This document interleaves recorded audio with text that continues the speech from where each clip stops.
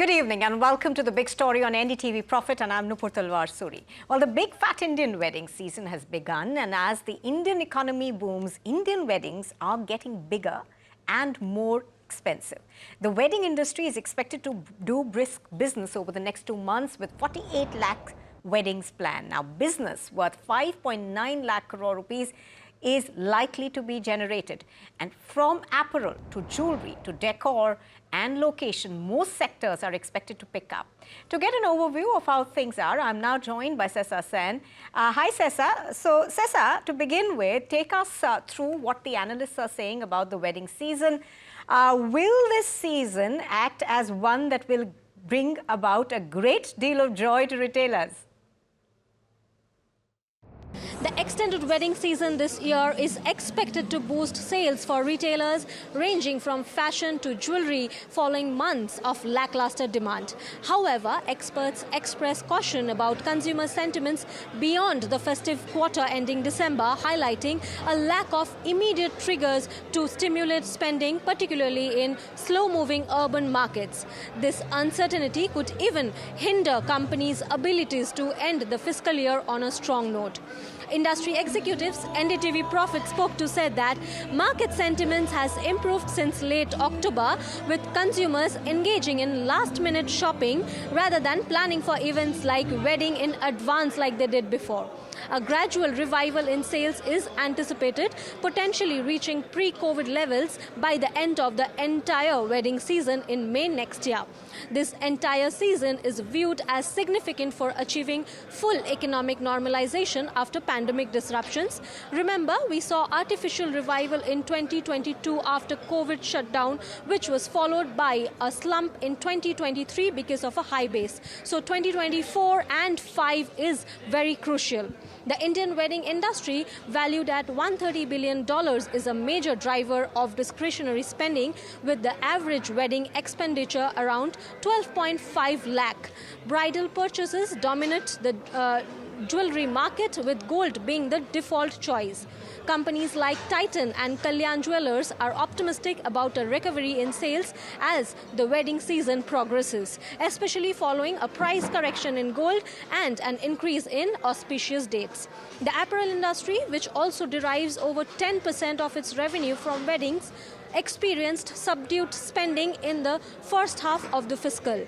Companies like Aditya Birla Fashion and Retail and Raymond Lifestyle aims to capitalize on approximately 48 lakh weddings occurring over 17 auspicious days in the upcoming months. Hopes for a robust fourth quarter is further bolstered by 21 auspicious days in total.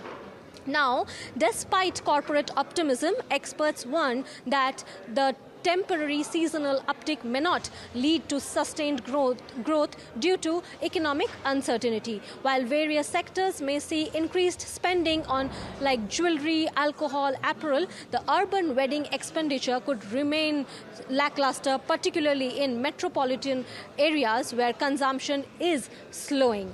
Analysts also suggest that expecting a gradual recovery in urban consumption by early next year will be driven by government spending and potential improvements in food inflation. Rural areas, having experienced fewer weddings in the first half of the year, may contribute to consumption growth due to better income visibility and improving sentiment. However, discretionary spending remains constrained, emphasizing the need for economic triggers to stimulate demand. Overall, while the second half of the fiscal year shows promise, challenges persist and a complete recovery may take time. All right, so that report from Sessa, of course, brings us to the three big questions that we're asking this evening. The first one, will the wedding season boost consumption? Well, all indicators, of course, are pointing to that, but that's the first big question we're asking this evening. Will the wedding season boost consumption? Question number two, which sectors would benefit the most from this extended wedding season? Remember that this year there are dates that are available at the end of 2024 as well as the beginning of 2025. Question number three, are wedding weddings bucking the spending trends? Because we haven't really seen a boost in consumer spending over the past quarter or so, but hopefully things are likely to change. And to discuss all these three big questions and more, we're now joined by Mr. Sumit Agarwal. He's the National Secretary of the Confederation of All India Traders. Mr. Rajiv Popli, he's the Director of Popli Group. And Mr. Shailendra Singh, he's the founder of Percept and Sunburn. Good evening, gentlemen. Thank you, all of you, for joining us. Good evening, Nupur. Good evening, my fellow panelists. All right. To begin with you, Mr. Agarwal, are we going to see a big, fat Indian wedding season this year? It's an extended period, as I was earlier saying. There are about 18 dates in the end of 2024, and then there's a bit of a lag, and it goes on to another period in the Jan-March time. So, what are your expectations, and what is your study pointing to? Hi, good evening, Nupur. So first of all, it's great to inform that this is going to be the big bang wedding season that India has been looking forward to after all those news about slight depression in the market and all those things, because this is the most unprecedented numbers that we have received after a survey from approximately 75 cities with different trade organizations. We have got to know that there are about 48 lakh weddings lined up in the next 1 month. That is from 12th of November up to 16th of December. As you rightly said, last year there were about 11 auspicious dates in this period, while this year there are 18 auspicious dates. So there is a very good positivity in the market across the country. The shopping is huge. All the wedding services and goods, everybody is celebrating, and it is going to bring about a huge, massive influx of funds in the economy. And as you rightly said, the consumer spending is really going to be very high. Let me bring in Mr. Shailendra Singh next. Mr. Shailendra Singh, I've been looking at certain numbers, and there is a study, in fact, by Kate itself, that seems to suggest that about 50,000 weddings have a budget of more than 1 crore. Now, that is huge money. Are people coming in and saying, we'd like to have this very, very exotic sort of an experience? Yeah, I mean, Nupur, weddings are not going out of fashion. And I don't know whether you know from my past history, I landed up doing the world's largest wedding, which was for the Sahara India Parivar. And that was my first and last wedding. And then the wedding business really became a huge thing. I think weddings have now converted themselves from a family celebration into a prestige issue and a positioning issue. So therefore, expenditure is sort of an unlimited passion for people into the weddings. And currently, with the explosion of digital media, every wedding now needs to be seen across the world and can be seen across the world. And therefore, the peer pressure of ensuring that your wedding is the best in the world, and the food, the jewelry, the decor, everything has got to be top notch. And now it's not about India. The world watches your wedding and your photographs and videos. So I think this is going to be a huge season. I think the growth is going to be nearly about 25 to 30% from what last year you've seen. And this is just the beginning. Right. I'm going to come back to you on the social media point. But Mr. Popli, thank you for waiting on. You were smiling when we had Mr. Agarwal talk about the fact that we are expecting a big bang of a season this year. What's it looking like in your business? Of course, gold rates have cooled down from, the highs when we spoke about it last during the Diwali season, but still doing a lot of business, because in India, gold never goes out of fashion. Exactly. No, I'm happy with Ms. Agarwal and what Shailendra both had to say for the weddings. Workplaces have been synonymous with their own weddings. So we encourage the whole idea of this wedding culture per se. And coming back to gold, of course, gold's been encouraging as a commodity for the past at least 4 to 5 months with the growth and the dip that we've got now. It's pretty encouraging as a point that when you have to buy for your weddings, the gold is at a dip. It's an encouraging scenario for the ones who had to close in the last minute sales. Diwali was very encouraging, which is very important that we got a good boost for the wedding shopping, which normally starts in Diwali. And that's kept on as numbers are concerned. For us, wedding bookings happen prior to the actual wedding period. So there's a lot of customization, order processes which happen, and the final comes in during the delivery period, which is now. So we're pretty optimistic with the way it's gone and the way it's going ahead also. About 48 lakh weddings, that's a good number to hear, but even if you get a percentage of that, it's a huge number for us per se. Oh, yes, absolutely. I just wanted to ask you about, are you seeing a big uptick in, jewelry with precious stones? Because that's been the kind of trend we've seen lately. And a quick comment on lab-grown diamonds is, are people looking at them for their weddings, or is it still not being able to enter that market? So gemstones is a big yes. It has been there ever since, but the synonymity has come in more in prominence from the Jamnagar days, I believe. That's when it's become more socially, kind of broadcasted in every sense. So emeralds, rubies, and other gemstones are not in fashion, along with diamonds, of course, which is the base of the wedding jewelry requirement. So coming to lab grown, we don't have any demand on lab grown at all. So we don't encourage that as a category. Of course, the ones who want to enter the category as a consumer who can't afford a real diamond, then probably they are looking at some, but not in the wedding jewelry scenario per se. Mr. Agarwal, coming back to you now, I was going through the Kate report that's come out, and there seems to be a suggestion of a shift in consumer behavior, with a large number of people looking at more Indian-made goods as compared to foreign goods. Can you elaborate on that, and what are the numbers looking like? Definitely, there is a significant shift in the consumer taste and the expectations. What is happening is over the years, there has been a lot of import from China specifically. We all know the Chinese imports into consumer goods. But last few years, we have been running very specific campaigns across the country, and Indian traders have adopted to Indian goods. Now, because of that, there is a mass availability of Indian goods in the Indian markets, which is really, really being also pushed by the government, as we all know, with the Atmanirbhar Bharat and Vocal for Local. All these campaigns have really worked on the ground. And people want to celebrate India. They want to celebrate Indian goods. There is a lot of stuff happening in India. There's this beauty of Indian markets, Indian products, so there's a lot of things happening. Consumers are now looking at Indian products, and there is a massive shift. There's absolutely no doubt about it. We have got to know from across the country, all traders, the imports have gone down for wedding goods, even artificial jewelry, or even other decoration products, even items like gift items. They're all moving towards Indian goods. I'm not saying it's going to be over, all of a sudden, but the percentage is really coming down, and that's something very, very encouraging to see these days. All right, Mr. Singh, you were mentioning the fact that there is a shift in the way people want to see their weddings. In fact, almost everybody now seems to live on social media.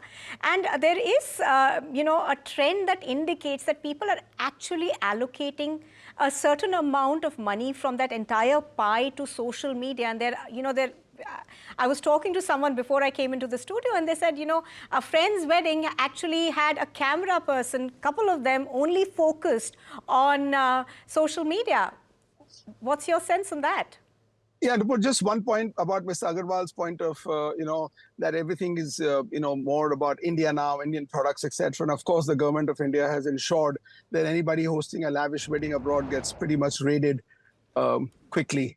So I think the Indian government wants Indians to do their weddings on Indian destinations. Nothing wrong with it. It builds up the economy. Also, India is a fantastic country with so much art, culture, and traditions to show. So, but the point is that recently, in the last couple of years, the large, massive five-star weddings that used to happen on international destinations have actually now stopped because they're really scared by getting raided, etc. Now, the point of social media is predominantly the point is that when the wedding is now become an event, it used to be a traditional emotional ceremony. Now it's a global event. So everything that happens in the wedding, people want to amplify. People want the world to see. And there's a huge amount of peer pressure, not just in the organizers of the wedding or the couple who's getting married in the family, but even the people who are visiting the wedding. They themselves have to be at their best game, best jewelry, best clothes, best makeup, best vibe, come in the best cars. So this whole thing now is about also public perception. You won't believe it, but 25 years ago, I think I did the Sahara wedding. And at that time, we shot that wedding on 25 cameras with a director like Rajkumar Santoshi directing the wedding. I mean, imagine that happened 25 years ago. And right now, in today's time, in social media and digital media, is pretty much makes the entire world a live sort of broadcast these events. People are broadcasting live from events on their Facebook and Instagram and YouTube. So there is a huge amount of pressure to spend serious amount of money to make your wedding the best and look the best. So, I mean, it's good and bad, because sometimes you lose the emotions and, all the ceremonies, but you can see all the celebrities, whether Deepika wedding or Priyanka's wedding. I mean, it was a global event, and they actually sell, the celebrities sell the broadcast of their weddings, and the other people follow suit. They want their wedding to be seen by the entire world, and therefore there's a lot of peer pressure to spend a lot of money, which is good for the industry, good for the country. Mr. Singh, I want to bring in a point over here. When we were researching for this story, we figured that an average wedding expenditure of a middle-class Indian is about 12.5 lakh rupees. This is almost double of an amount that is spent for 18 years on a child's education. It is stunning. It is also worrying. Do you think so? Nupur, you'll have to decide where you want to take this debate, because I think the amount of the level of unemployment, uneducation, poverty in India is a separate debate altogether.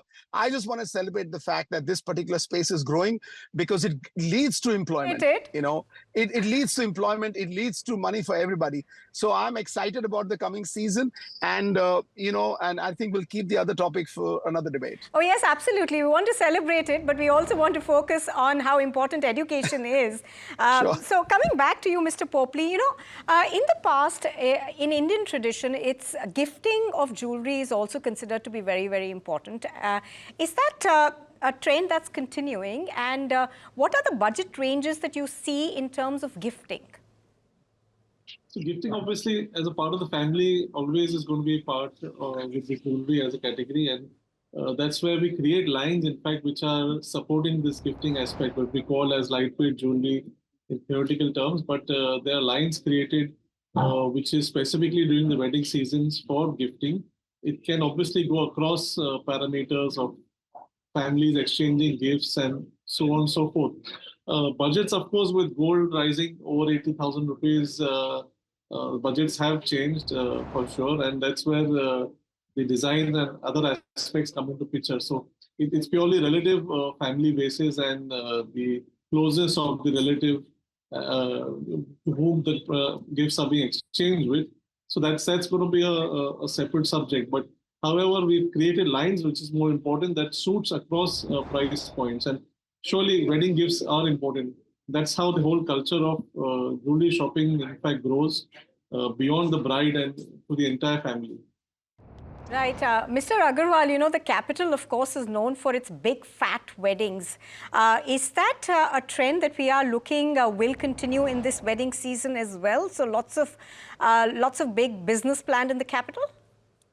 Absolutely. Nupur, before I answer your question, just want to make two more points. One was regarding what Mr. Shailendra said. I couldn't agree with him more.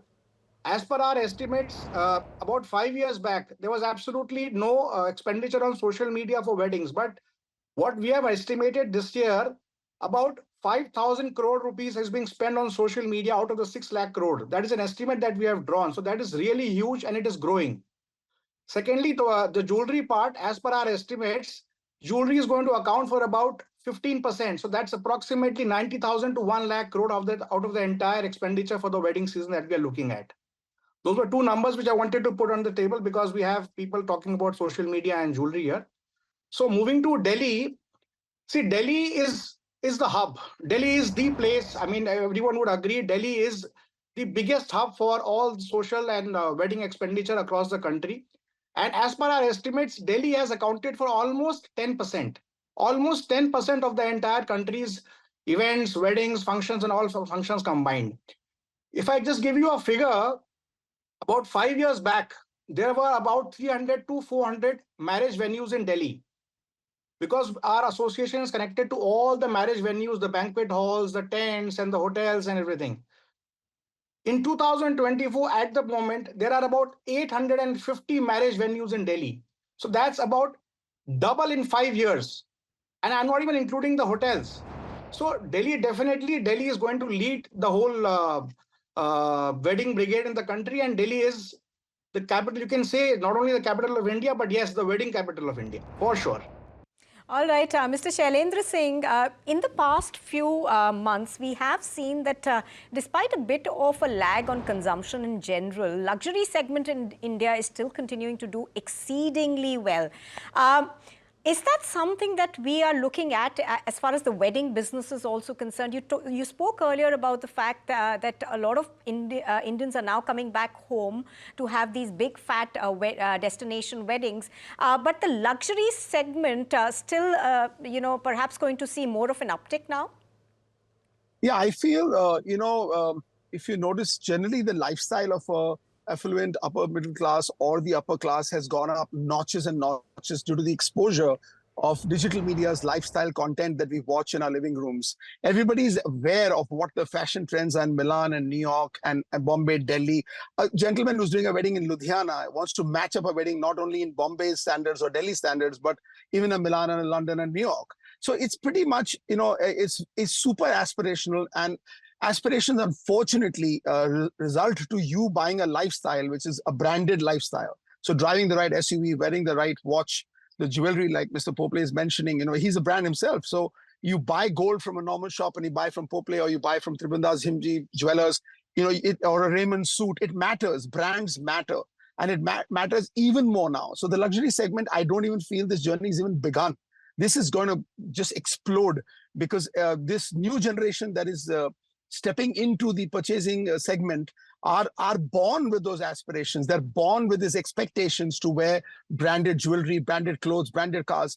So that's why I say that this is just the beginning. And I feel somewhere maybe Mr. Agarwal can put this, because he's got all the statistics. I think the government of India should look at the wedding space on a serious level and maybe have some infrastructure growth, like he just mentioned about venues.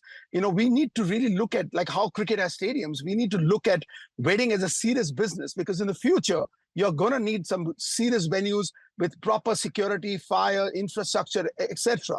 Because this is just the beginning of this space, I feel personally. All right, Mr. Popley, would you like to come in on that one? You'd be very happy, of course, with the wedding season and the way people are going in for brands. And not just Indian brands, there seems to be a beeline being made for foreign jewelry brands as well. Yes, Nupur. So we've got stores in Dubai for a very long time, and we understand the international retail concept of luxury per se. And we were, in fact, hands-on with a lot of international brands to bring them to India on the retail fronts. And that's how we've nurtured many of them, of the watches and the other accessories industry also. So we understand this part of the retail, and we can see the growth aspect, which has, phenomenally increased for the past, you can say 7 to 8 years and a little more. So the entire concept is growing. Like Shailendra said, the exposure is very high of international brands in India, and the understanding of these brands, which is help mature the Indian retail consumer, which is important for us also, because the same consumer demands jewelry on the similar lines, the similar quality and the similar characteristics, which is what we are happy to offer them at the same time. So we do a lot of digital business where Pople is concerned. So, and we connect with international consumers who are now coming to Bombay for their wedding shopping and their wedding scenes here. So we are able to understand that the requirements are forecasted for the season, and we can see this is growing more serious and larger. Okay. And they understand that these larger products which are available overseas are now going to be available in India also. So we're in line with what the demand is as a consumer requirement is concerned, and Pople is happy to cater to it now. All right, Mr. Agarwal, coming back to you. After COVID, we've seen this huge boost on the entire gourmet food experience. Is that something that people are looking for in their weddings as well? Of course, traditional Indian food is there, but they want to give everybody who's coming as a guest that gourmet experience. That's one part of it. And the part that Mr. Shailendra Singh mentioned, these big venues coming up. I know a lot of them are there in Delhi, but is there perhaps a market for more of those? Yes, I totally agree with what Mr. Shailendra said. Indian weddings have just begun. We were just doing a statistics on the number of destination weddings, and it is still less than 5%. destination weddings in India are still less than 5%. That is just, just started. So there is a huge scope for venues and tents and banquets. I totally agree with Mr. Shailendra, and it's a very good idea that, the government should take weddings seriously as a matter of policy, and perhaps, we would like to work with like-minded people. We can take this across the board, and we can sit down with the government and come forward with policies that, that can promote more infrastructure growth for the weddings, because this is a serious industry now, and it is contributing immensely to the economy. I mean, it has a huge percentage. If we calculate the number of weddings in the whole year, see, the statistics that we are talking right now is only this season. That is only about 30 or 45 days. But if you take it through the entire year, I think the whole wedding industry in India is beyond $200 billion. And I'm not exaggerating. The figures are going to be even higher than this. So yes, wedding is very serious business. Now, coming to gourmet food, I think Mr. Shailendra would be a better person to answer this. But what he said, I really like that point, was that now people want to do their best. Post-COVID, there is a massive shift in thoughts and mindsets. People, I think, there is a big shift about living for the present and doing the best. Earlier, there was a lot of, the mindset was, future, future, future. Now people want to live for today. They want to do everything for today. They want to give their best for today. There is a huge shift that has happened in the entire mindset of the people of the whole world, I believe, in India specifically. That is why, if you see after COVID, the kind of expenditure happening on travel and luxury is immense. That is really something which is worthwhile and noteworthy, I think. I think all will agree on this. Yes, absolutely. There is a lot more focus on experiences and traveling a lot. Mr. Popley, are you seeing that as well in the jewelry business? Are people just coming in and wanting to splurge? Because earlier on, Indians used to really think a lot. We were more of a saving economy. We do seem to be moving to being a consumer economy now. Yes, of course. The jewelry category has shown that prominence very clearly. Post-COVID, as I agree with Mr. Agarwal also, the culture has been self-gifting in a very big way.